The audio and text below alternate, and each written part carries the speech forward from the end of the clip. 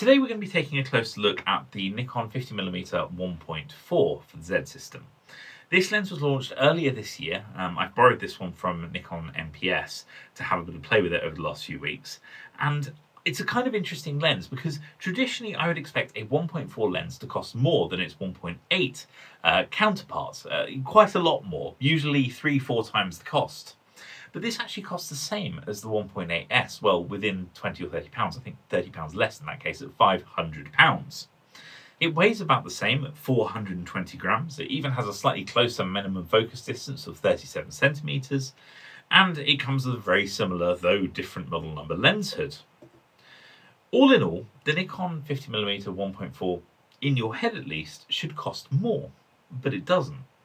The reason for that is it's not one of Nikon's S-line lenses. That means it doesn't live up to the highest standards that Nikon has set itself for the Z system and is perhaps slightly less sharp with slightly more vignetting. It's a less precise lens. Where the 50mm 1.8S is complete precision, the 1.4 just takes a slightly more relaxed approach. But despite this, it has 2/3 of a stop additional light gathering capability. So in low light situations, this is particularly a more useful lens than the 1.8S. In terms of feel, this lens is plasticky. It is not like the other S-line lenses, which is obvious because it's not one. It has a plastic barrel on the rear, though I think there's metal at the very front. The focus ring is rubber rather than metal, something I actually prefer personally, though it does have a control ring at the back, not something that we have on the 1.8S.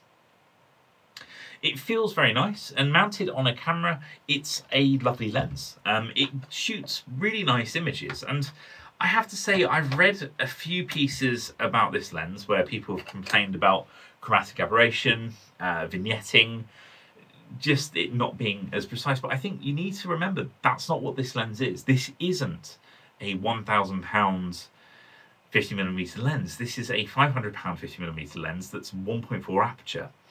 That's something that we haven't seen from Nikon before in the Z system era, and as a result, I'm really not that fussed by the vignetting that I saw. I didn't think it was that bad personally.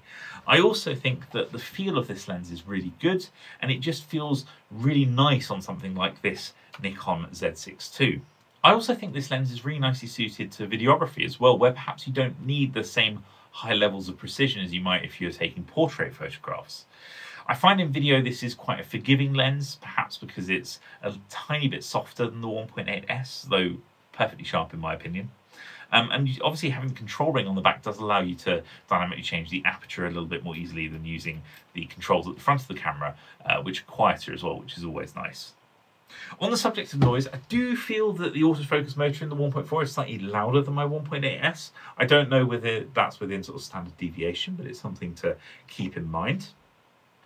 But it hasn't changed how much I enjoy this lens, and I've really enjoyed shooting with it, to the point where I'm seriously considering swapping out my 1.8S for one of these, because to be frank, I think I'd rather have the additional 2/3 of a stop of light than I would the sort of clinical precision of the 1.8S. That's not me going back on my words. I know when I initially reviewed the 50mm 1.8S, I said it was stunning and one of the best 50mm lenses I've ever used, and I stand by that. And I've used the 50mm 1.2S, and honestly, its light gathering capabilities are insane, but I still prefer the 1.8S because it's lighter, smaller, more handy, and it's just a nicer lens to use. Whereas this gives me additional light gathering, but without a weight penalty, which is fantastic. I think Nikon's priced this very well. It's a very good lens for the money. I think there are perhaps some minor sort of deficiencies versus some of the other S-line style lenses, but I don't think that really matters. I really don't. I think mounted on a Z6 II or a Z6 III or even a Z8, it just feels right at home and it just shoots fantastically. If you don't need the sharpest of the sharp, you're not trying to get razor sharp portraits, you're probably going to enjoy this lens a lot. I really enjoyed this taking some landscape photos with it. It was just very enjoyable. So Nikon's kind of thrown me a little bit because, as I said, I wasn't expecting to see a 35 and 50mm at 1.4. I was kind of expecting that we'd have 1.8s and 1.2s. So I really hope that we see additional 1.4 lenses, because that would be a really nice addition to the lens lineup that Nikon already has. If you're considering this lens, I've linked it below, so click on the Amazon link, which will help me out as well.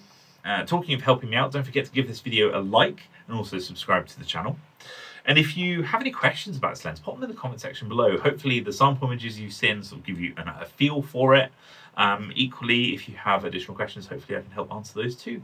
So thank you very much for watching, and I hope I see you again next time. Goodbye.